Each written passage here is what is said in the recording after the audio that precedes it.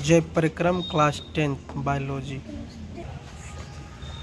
स्वयंपोषी पोषण तथा विषमपोषी पोषण में अंतर। स्वयंपोषी पोषण, यह पोषण हरे पौधे में पाया जाता है जो भोजन के निर्माण के लिए अकार्बनिक पदार्थ का उपयोग करते हैं, इसलिए हरे पौधे को स्वयंपोषी जीव कहते हैं। विषमपोषी, इसमें जंतुओं को अपने कार्बन तथा ऊर्जा की आवश्यकता के लिए पौधे तथा अन्य जीवों पर निर्भर रहना पड़ता है, उदाहरण शाकाहारी, मांसाहारी, मृतजीवी इत्यादि। 2 नंबर, इस पोषण में कार्बन, जल, क्लोरोफिल तथा सूर्य के प्रकाश द्वारा कार्बन पदार्थ कार्बोहाइड्रेट का निर्माण होता है। इस प्रक्रिया को प्रकाश संश्लेषण कहते हैं। विषमपोषी पोषण में यह प्रक्रिया नहीं होती है। यह पोषण हरे पौधे तथा साइनोबैक्टीरिया नीले हरे शैवाल में होता है। विषमपोषी पोषण का 3 नंबर, यह पोषण प्रायः सभी जंतुओं, मानव, परजीवी, कवक आदि में होता है। 2 नंबर का आंसर, प्रकाश संश्लेषण के लिए आवश्यक कच्ची सामग्री तथा उनके स्रोत निम्न है। जल, पौधे की जड़ भूमि से जल प्राप्त करती है। 2 नंबर, कार्बन डाइऑक्साइड पौधे इसे वायुमंडल से रंध्र द्वारा प्राप्त करते हैं।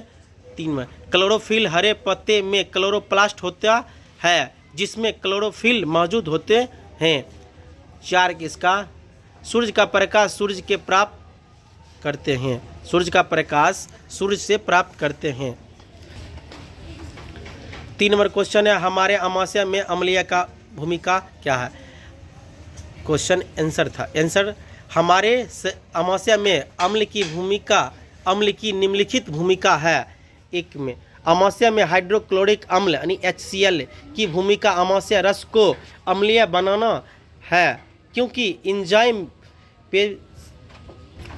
पेप्सिन केवल अम्लीय माध्यम में ही प्रभावशाली ढंग से प्रोटीनों का पाचन कर सकता है। B, अम्लीय रस एक अन्य कार्य यह भी है कि ये भोजन में हानिकारक जीवाणुओं को मार देते हैं। C, या अधपचय भोजन का किण्वन नहीं होने देता है। 4 नंबर क्वेश्चन है, पाचन एंजाइम का क्या कार्य है। देखिए, पाचन एंजाइम अघुलनशील जटिल कार्बनिक अणुओं को सरल घुलनशील अणुओं में परिवर्तित कर देते हैं ताकि क्षुद्रांत की भित्ति द्वारा सफलतापूर्वक अवशोषित कर लिया जाए। 5 नंबर क्वेश्चन क्या है, पचे हुए भोजन को अवशोषित करने के लिए क्षुद्रांत्र को कैसे, क्या क्वेश्चन बढ़िया से पढ़ो, अभिकल्पित किया गया।